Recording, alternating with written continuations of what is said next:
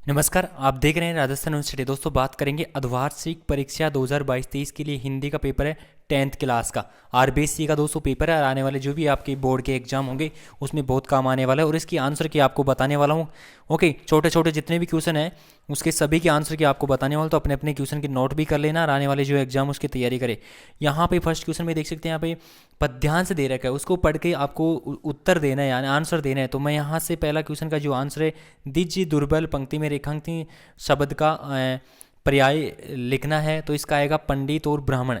Okay, पंडित और ब्राह्मण इसका राइट आंसर होगा, सुनते जाना है।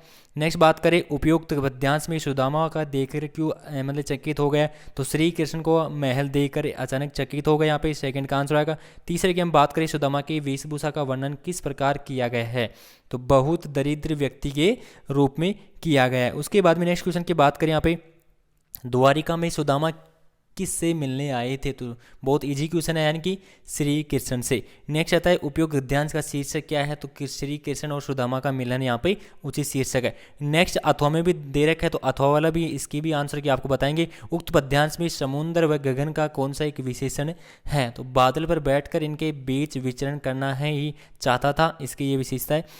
बात करें, कवि का मन क्या कहता है, कवि का मन यहाँ पे उपयुक्त गद्यांश में समुद्र गगन की कौन सा एक विशेषण है, तो आएगा नील, आएगा यहाँ पे नील। इसका राइट आंसर होगा नील होगा। सेकंड का हैगा, कवि का मन क्या चाहता है, कवि का मन चाहता है कि बादलों पर बैठकर इनके बीच विचरण करना चाहता है। नेक्स्ट बात करें, यहाँ पे काव्यांश के आधार पर बताइए कि प्रतिक्षण प्रकृति में क्या क्या बदलाव आ रहा है, जो गद्यांश में आपके यहाँ पे तो पद्यांश में छांट के इसका भी आंसर देना है। नेक्स्ट बात करें, यहाँ पे नम की कोई दो पर्यायवाची देना है, एक तो होगा यहाँ पे नम, नभ पूछा है, नभ के दो पर्यायवाची बताना है। गगन हो गया, आकाश हो गया, आसमान हो गया, पलक हो गया। मैंने चार बता दिया बट आपको दो करने हैं इसमें। बात करें नेक्स्ट क्वेश्चन, इसमें उपयुक्त पद्यांश को पढ़कर उचित शीर्षक इसका बताना है कि उचित शीर्षक इसमें क्या है।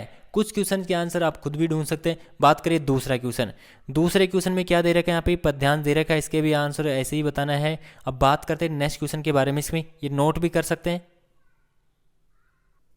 नेक्स्ट आता है, यहाँ पे देख सकते हैं इसका, और इसमें इसका जो आंसर देंगे यहाँ पे, उपयुक्त गद्यांश का उचित शीर्षक क्या है, पानी की बूंद का निर्माण किसने किया, H2। पानी की बूंद, तो इसका क्या होगा, उचित शीर्षक होगा। सेकंड पूछा है कि पानी की बूंद का निर्माण किससे हुआ, यानी कि H2 से, यानी कि हाइड्रोजन के दो अणु प्लस ऑक्सीजन का एक अणु, तो हाइड्रोजन यानी कि जल से, H2O से किया गया हाइड्रोजन प्लस ऑक्सीजन। भाप के बाद पानी किस रूप में धरती पर फैल गया है, इसका आंसर देना।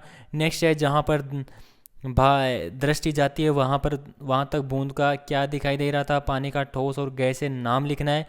और यहाँ पे अथवा में पूछा है, यहाँ पे तो अथवा का जो पद्यांश है उसको पढ़ के आपको आंसर देना है। जैसे उचित शीर्षक क्या है, इसके लक्ष्यों का क्या करके प्राप्त किया जा सकता है, किस प्रकार के लोग जीवन में निराश है, जीवन में असफलता कैसे मिलती है, पहाड़ को काटने और हिलाने का जो उदाहरण किस व्यक्ति तक था। तीसरा क्वेश्चन में यहाँ पे दे रखा है, 300 शब्दों में निम्न लिखना है। जैसे स्वच्छ भारत, स्वस्थ भारत हो गया, स्वच्छ भारत और स्वस्थ भारत। जैसे प्रस्तावना लिखनी है, स्वच्छता के प्रकार, स्वच्छता के लाभ हानि, उपसंहार, ये आपके लिए बहुत इंपॉर्टेंट है। यहाँ पे छोटे छोटे पॉइंट भी दे रखे हैं आपके लिए कि आप इस तरीके से आप लिख सकते हैं। बाल श्रम पर लिख सकते हैं, कन्या भ्रूण इस पर लिख सकते हैं, विद्यार्थी जीवन का खेलकूद के बारे में लिख सकते हैं। उसके बाद में जो 4 क्वेश्चन आता है कि अपने चचेरे भाई रमेश अग्रवाल ने केटर्स की नई दुकान खोली, उसके प्रचार के लिए एक विज्ञापन तैयार करना है। उसके बाद में नेक्स्ट क्वेश्चन की बात करते हैं आगे। नेक्स्ट क्वेश्चन आता है, ये देख सकते हैं यहाँ पे हो जाएगा, 5वां क्वेश्चन भी दे रखा है यहाँ पे, इसमें भी आंसर देना है आपको। नेक्स्ट है 6 क्वेश्चन, तो 6 क्वेश्चन में क्या पूछा है, संज्ञा की परिभाषा देनी है, इसके भेदों के नाम लिखें। तो संज्ञा की परिभाषा देनी है, उसके 3 भेद होते हैं। जैसे एक व्यक्तिवाचक हो गया, एक तो व्यक्तिवाचक हो गया आपका, एक होगा जातिवाचक, एक होगा भाववाचक। पहले संज्ञा की परिभाषा देना है, उसके बाद में 3 भेद बताने हैं, व्यक्तिवाचक, जातिवाचक, भाववाचक। और उसके बाद में नेक्स्ट पूछा यहाँ पे, सर्वनाम के किन्हीं एक भेद की परिभाषा देकर उदाहरण देना है। सर्वनाम का एक भेद यानी कि प्रश्नवाचक है, जैसे प्रश्नवाचक एक भेद ले लीजिए, उसकी आपको उदाहरण सहित क्या देने है, उसकी परिभाषा। नेक्स्ट क्वेश्चन की बात करें, विशेषण किसे कहते हैं, इसकी परिभाषा देना है। कर्म के आधार पर क्रिया के भेद कितने होते हैं, कर्म के आधार पर क्रिया के भेद कितने होते हैं, यानी कि क्रिया के भेद होते हैं यहाँ पे 2। एक तो होता है सक्रामक और एक होता है अक्रमक। ओके, वह धीरे धीरे स्कूल जा रही है, तो वाक्य में कौन सा अव्यय छांटा है यहाँ पे, तो वो है अव्यय धीरे धीरे, धीरे धीरे अव्यय। नेक्स्ट है प्र उपसर्ग एवं इक प्रत्यय के दो दो शब्द लिखे। तो यहाँ पे प्र का होता है परदेश हो गया, प्रचार हो गया, और इक का हो गया, इक का हो गया सामाजिक, धार्मिक। धार्मिक का मतलब होगा धर्म प्लस इक है, और सामाजिक का होता है समाज प्लस इक है। ओके, नेक्स्ट क्वेश्चन की बात करें, यहाँ पे संधि विग्रह बताना है, जैसे कारागार है और है परोपकार। तो कारागार का आएगा यहाँ पे कारा प्लस आघार, आघार आघार आएगा, आघार, कारा प्लस आघार। और परोपकार का आएगा पर प्लस उपकार, पर प्लस उपकार। ओके, उसके बाद में यहाँ पे नेक्स्ट है नीलकमल शब्द में निहित समास का नाम लिखते हुए परिभाषा। नीलकमल में समास आ गए कर्मधारय, कर्मधारय समास नीलकमल में। उसके बाद में आता है यहाँ पे नेक्स्ट क्वेश्चन, अकेला चना भार नहीं फोड़ सकता, तो इसका आएगा मुहारा, यहाँ पे लोकोक्ति है, उसका देना है कि अकेला व्यक्ति कुछ नहीं कर सकता है। ओके, अकेला व्यक्ति कुछ नहीं कर सकता, इसका आएगा। इसके पहले एक और क्वेश्चन यहाँ पे 9 2 11 होना, भाग जाना। 9 2 11 का होगा भाग जाना, यानी कि ये मुहारा है। और अपने मुँह है मियाँ मिट्ठू होना, तो इसका आएगा अपनी प्रशंसा श्योम करना। अब इसका नेक्स्ट आ गया कि अकेला व्यक्ति कुछ नहीं कर सकता, ऊँट के मुँह में जीरा, यानी कि बहुत कम।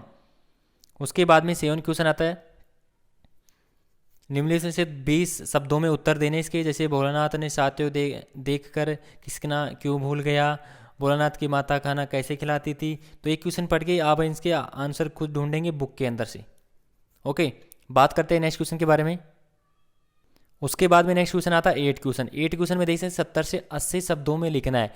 जैसे फर्स्ट हो गया मर्यादा न लही के माध्यम से कौन सी मर्यादा न रहने का यहाँ पे बात की जा रही है सूरदास के द्वारा। परशुराम के क्रोध प्रकट करने के लिए लक्ष्मण ने धनुष के टूट जाने के लिए कौन सा तर्क यहाँ पे प्रस्तुत किया। नागार्जुन की जीवन की रचना परिभाषा दीजिए। रामवक्ष बेनीपुर की जीवन की रचना दीजिए। सेनानी न होते हुए भी लोग अपने चश्मे को कैप्टन क्यों कहते थे। गंतों के मेहनत का बादशाहों का शहर क्यों कहा जाता है। ओके, तो इस तरीके से इनके भी आपको आंसर देने 2-2 नंबर के दोस्तों एक क्वेश्चन है। तो ये आपका जो पेपर है कंप्लीट हो चुका है, आरबीसी का है, और आने वाले जो भी एग्जाम रहेंगे उसमें बहुत काम आने वाला पेपर है दोस्तों।